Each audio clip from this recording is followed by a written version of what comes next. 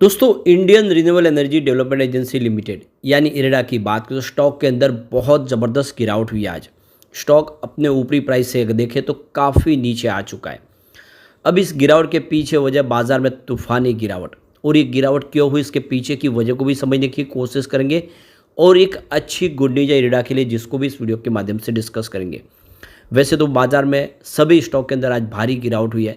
ऐसे में क्या ये एक अपॉर्चुनिटी है निचले लेवल से खरीदारी की, या फिर बाजार से निकलने का वक्त आ चुका है? अब काफ़ी समय के लिए तेज़ी की संभावना नहीं दिख रही है। क्या है आगे की रणनीति, उसको समझने की कोशिश करेंगे इस वीडियो के माध्यम से। लेकिन फ्रेंड उससे पहले अगर आप पहली बार हमारे चैनल पे आए तो चैनल को सब्सक्राइब कर दीजिए, एक बेल आइकॉन दबा दीजिए ताकि जब भी नया वीडियो बने पहला नोटिफिकेशन आपको मिले। वीडियो पसंद आए तो लाइक शेयर जरूर कीजिए। चलो फ्रेंड्स वीडियो स्टार्ट करते हैं। मैं हूँ आपका दोस्त SP दवे और हमारे अपने चैनल ऑनलाइन कमाई में आपका बहुत बहुत स्वागत है। तो सबसे पहले इरेडा के कारोबार की बात करें तो स्टॉक की शुरुआत ही निगेटिव हुई, क्योंकि सुबह बाजार की शुरुआत ही 1300-1400 पॉइंट की गिरावट के साथ हुई थी। तो 241 पर शुरुआत हुई। फ्राइडे की क्लोजिंग 254 के आसपास थी। पिछले कुछ दिनों से ऑलरेडी स्टॉक दबाव में था और उसमें और भारी गिरावट होगी। तो 235 का इंट्राडे का लो बना, जो हाई है वो 247 का है। क्लोजिंग अंत में नीचे की तरफ ही रही 238 पॉइंट की गिरावट के साथ, और 238 पर जो गिरावट है उसमें देखिए 6.40% की भारी गिरावट देखने को मिली। तो ये जो गिरावट हुई इसके पीछे प्योरली बाजार में प्रॉफिट बुकिंग का मामला बना है। ग्लोबल रीजन सपोर्ट नहीं करते बाजार को और इसका असर यहाँ पे देखने को मिला। तो देख सकते हो कि जो सेंसेक्स है वो 2223 के स्तर पे गिरते हुए 78,759 के स्तर पे आ चुका है, और निफ्टी में भी 662 पॉइंट की गिरावट हुई और 24,056 के स्तर पे आ गया। बैंक निफ्टी देखें तो 1258 पॉइंट की गिरावट के साथ 50,092 के स्तर पे आ चुका है। सभी जगह पे भारी भरकम गिरावट थी, चाहे मिड कैप हो स्मॉल कैप। और इस गिरावट में देखें तो आज बहुत भारी लोगों को नुकसान हुआ है।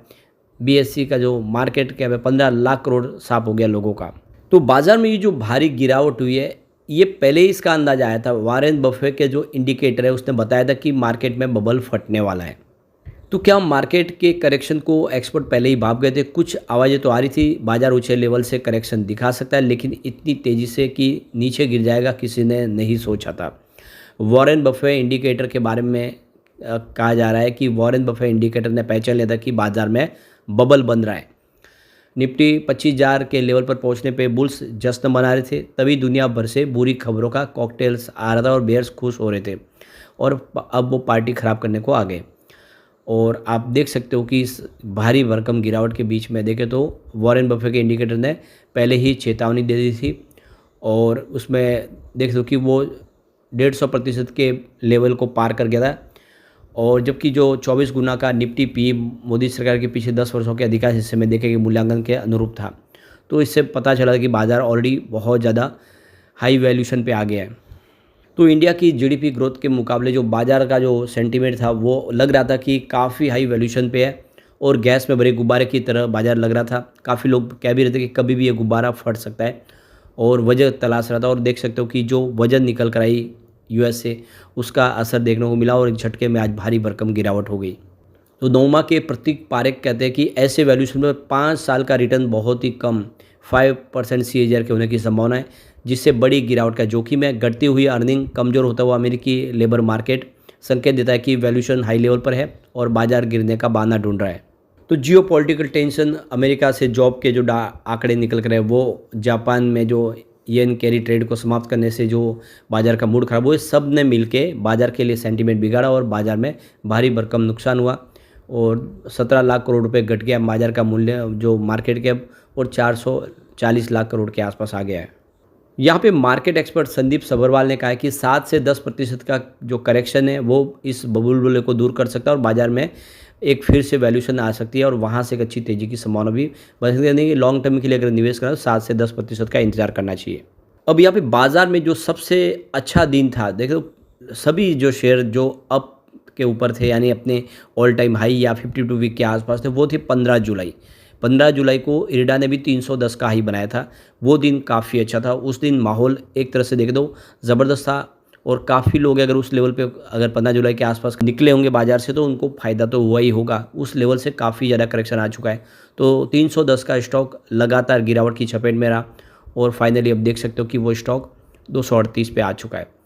पिछले 5 ट्रेडिंग सेशन से लगातार गिरावट हुई है। उससे पहले भी एक दिन पॉजिटिव क्लोजिंग थी, उससे पहले ऑलरेडी गिरावट थी। लगातार गिरावट में नीचे आया। तो जैसे ही 15 जुलाई को बाज़ार एक ऑल टाइम हाई पे गया, लोगों ने उसमें जम के प्रॉफिट बुकिंग शुरू की। नतीजा है कि बाज़ार नीचे आ गया। अब इसके बीच में एक अच्छी गुड न्यूज़ निकल के आ रही है इरडा के लिए। जितने भी बड़े बड़े जो डाटा सेंटर्स है, अब वो रिन्यूएबल एनर्जी सोर्सेज का इस्तेमाल शुरू करने लगे। जिस तरह से पावर डिमांड बढ़ रही है, वो डाटा सेंटर में इलेक्ट्रिसिटी कंजम्पशन बहुत ज़्यादा होता है और उस खपत को पूरा करने के लिए वो खुद अपने रिन्यूएबल एनर्जी के सोर्सेज को इस्तेमाल करने लगे। तो चैट जीटीपी जैसे देखें तो कि काफ़ी ज़्यादा उनको डाटा की जरूरत है, इलेक्ट्रिसिटी प्रोसेस काफ़ी होता है, गूगल सर्च है। और दूसरी तरह से बहुत सारे ऐसे जो आर्टिफिशियल इंटेलिजेंस पे काम करने वाले जो डाटा सेंटर्स वगैरह हैं, उन सब के लिए जो इस समय बिजली की खपत सबसे बड़ी मुसीबत है, उनको ज़्यादा बिजली चाहिए और जो डिस्कॉम से बिजली मिल पाती है वो पूरी नहीं हो पा रही है। ऐसे में अब इन्होंने रुख किया कि अपने डाटा सेंटर्स के लिए वो खुद रिन्यूएबल एनर्जी के सोर्स उपलब्ध कराए। तो देख सकते हो कि बहुत सारे अलग अलग डाटा सेंटर ने शुरुआत कर दी है। यहाँ पे देखिए हीरानंदानी ग्रुप की डाटा सेंटर की बात करें तो यहाँ पे करीब 80% जो पावर यूज हो रही है वो रिन्यूएबल एनर्जी के सोर्स से हो रही है। आने वाले 3 से 5 साल में वो 80% तक पहुँच जाएंगे। हैदराबाद बेस और दो आप देखें तो CTRS ने भी कहा है कि 100% रिन्यूएबल एनर्जी की सोर्सेज पे वो अपने डाटा सेंटर को चलाएंगे 2030 तक के लिए। तो धीरे धीरे करके जितने भी डाटा सेंटर है इंडिया के, वो सारे के सारे ग्रीन एनर्जी में कन्वर्ट होने लगे और ये एक बहुत बड़ी गोल्डन अपॉर्चुनिटी है इरडा के लिए, क्योंकि इरडा का जो बिजनेस है वो ग्रीन एनर्जी सेक्टर की कंपनियों को फंड प्रोवाइड करने का है। तो किसी भी कंपनी को बेनिफिट होगा, अल्टीमेटली उसका फ़ायदा इरडा को ही होगा।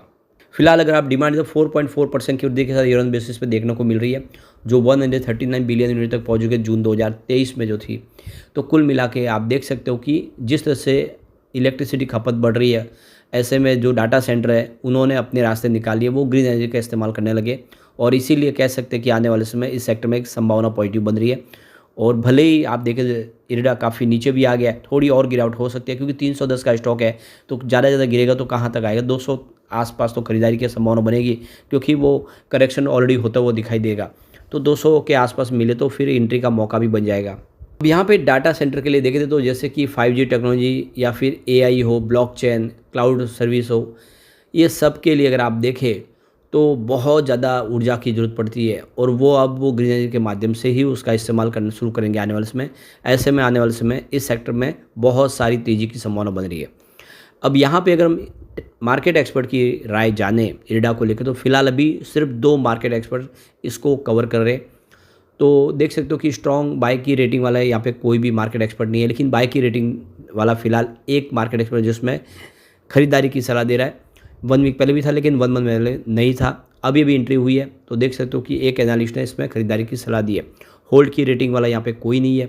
सेल की रेटिंग वाला फिलहाल एक एनालिस्ट है जिसने लगातार सेल की रेटिंग दी हुई है। तो पलड़ा लगभग बैलेंस बना हुआ है खरीदारी और बिकवाली का। अब यहाँ पे एक बार पिवट लेवल को चेक कर लेते हैं। तो यहाँ से अगर गिरा हो तो 247 का पहला सपोर्ट है, जो ये ऑलरेडी आज टूटा है, स्टॉक उससे नीचे आया। और सेकंड सपोर्ट 240 का है, जो इंट्राडे में ऑलरेडी टूटता हुआ दिखाई देगा क्योंकि 238 के आसपास क्लोजिंग है। तीसरा सपोर्ट 229 का है, ये एक मेजर सपोर्ट है, टूटा तो फिर स्टॉक 200 के आसपास आता हुआ दिखाई देगा। पॉजिटिव माहौल बना तो 265 का फर्स्ट रेजिस्टेंस है, इसको पार करते ही स्टॉक आपको 276 तक जाता हुआ दिखाई देगा। तेजी और जारी तो फिर 280 तक जा सकता है।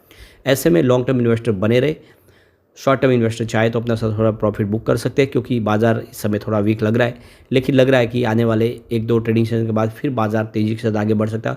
और जैसे कि इरडा में तो ऑलरेडी करेक्शन ज़्यादा हो चुका, तो इतनी चिंता की बात भी नहीं है। लेकिन फ्रेंड, कोई भी इन्वेस्टमेंट करने से पहले अपने फाइनेंशियल एडवाइजर से बड़े ले ले या अपना खुद का रिसर्च करें, क्योंकि मैंने वीडियो आपके एजुकेशनल पर्पज़ के लिए ही बनाए। वीडियो पसंद आए तो लाइक से जरूर कीजिए और चैनल को सब्सक्राइब कर दीजिए। Thank you friends.